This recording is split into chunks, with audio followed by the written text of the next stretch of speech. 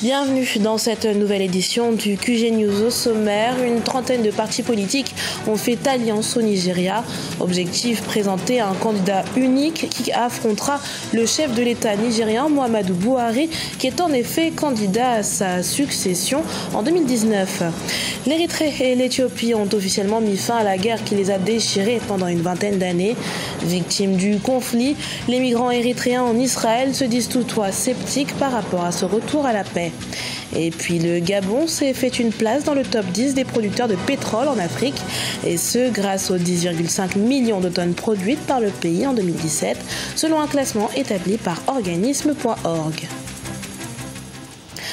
Dans l'optique d'empêcher un second mandat du président Muhammadu Buhari au Nigeria, 39 partis de l'opposition ont formé une coalition conformément au MOU, Memorandum of Understanding, qu'ils ont ratifié.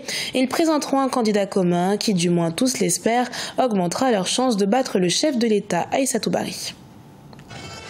La campagne électorale est engagée au Nigeria. 39 partis se sont rassemblés lundi 9 juillet 2018 autour d'un protocole d'accord dénommé Memorandum of Understanding, à la veille des primaires au sein des partis et de l'élection présidentielle de février 2019. Objectif, coordonner les actions pour regagner le pouvoir et présenter un candidat unique.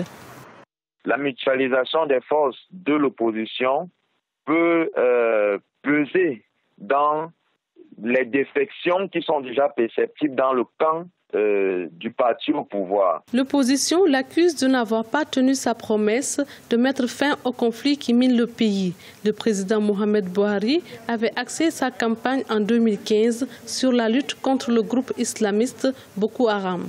En avril 2018, il avait approuvé le décaissement d'environ 1 milliard de dollars pour lutter contre l'insécurité dans le pays. Le président Mohamed Buhari a des arguments.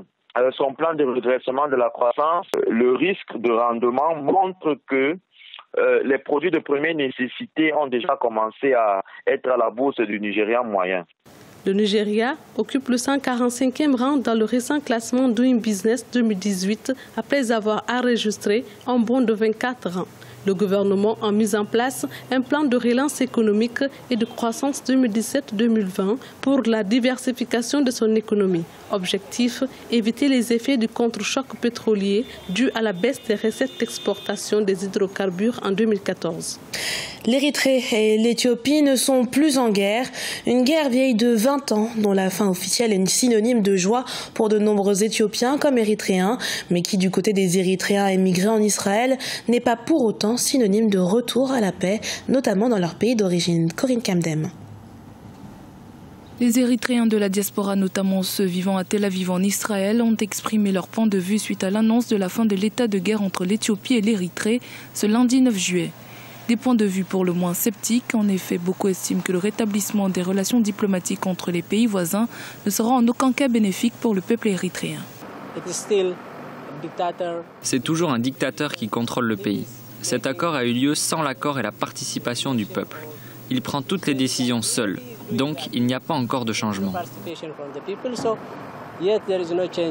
Le Premier ministre éthiopien Abiy Ahmed et le président érythréen Isaias Afwerki ont annoncé qu'ils abandonnaient le statu quo en faveur de la paix, un développement qui pourrait transformer la région de la Corne de l'Afrique. Mais certains migrants érythréens en Israël ne sont pas convaincus que l'environnement social va s'améliorer chez eux à cause de ces nouveaux développements. Je ne suis pas content de cet accord de paix, parce qu'il n'inclut pas le peuple érythréen. Cet accord de paix est conclu entre le dictateur en Érythrée et entre le gouvernement éthiopien. Le peuple érythréen ne l'acceptera pas et nous ne reviendrons pas parce que le dictateur est toujours là-bas. Notre problème en Érythrée n'est pas à cause de la frontière. Notre problème est dû à la dictature.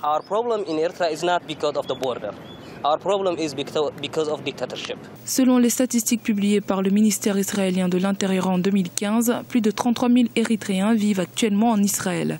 L'Érythrée entretient un vaste réseau de détention et considère toute personne qui tente de quitter le pays comme un traître. Mais une grande partie de la population a déjà fui. Environ 6 à 10% des Érythréens sont maintenant enregistrés comme réfugiés par les Nations Unies. 10,5 millions de tonnes de pétrole ont été produites par le Gabon en 2017, ce qui permet au pays de se positionner en 8e producteur de pétrole sur le continent, selon un récent classement publié par la structure spécialisée dans le financement et l'information économique organisme.org. Les détails avec Nelly Leclerc-Debessa.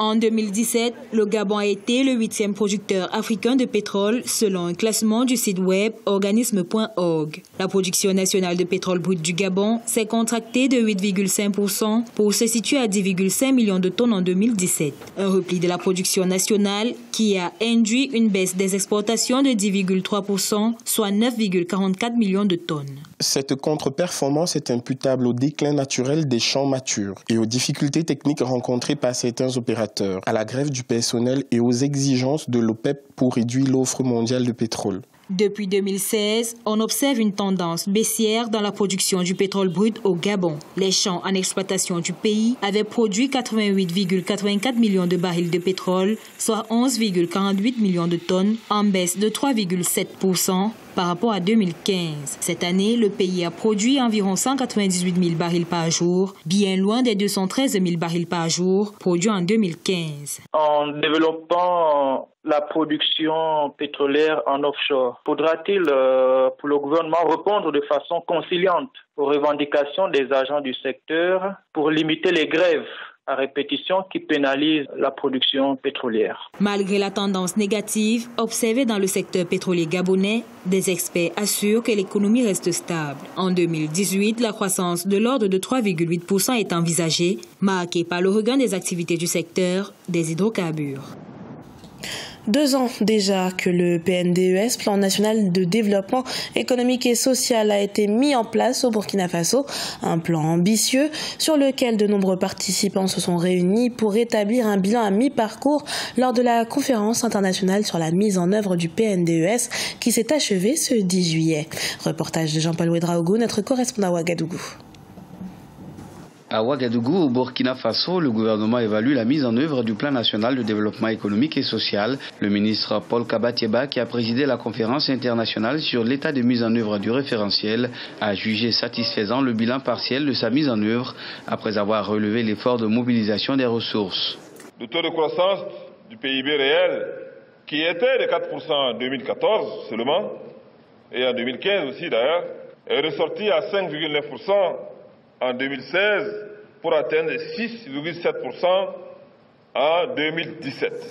Des résultats d'étape très encourageants également dans l'ensemble des axes stratégiques du plan.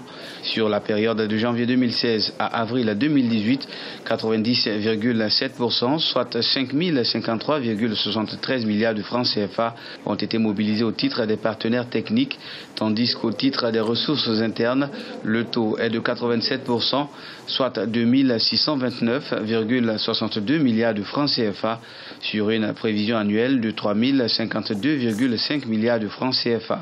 Les résultats atteints au bout de 2 années de mise en œuvre du PNDS sont fort louables. Cependant, force est de constater une faible mise en œuvre des projets prévus dans le domaine de la transformation agro-silvo-pastorale. Pour rappel, cette rencontre statutaire a regroupé des cadres de l'administration burkinabé, les partenaires techniques et financiers et le secteur privé dont le taux de mobilisation des ressources extérieures privées de 0,5% demeure encore faible. Ce journal a été préparé par l'ensemble de la rédaction. Merci pour votre fidélité. Dans un instant, une nouvelle édition de l'information sur Africa 24.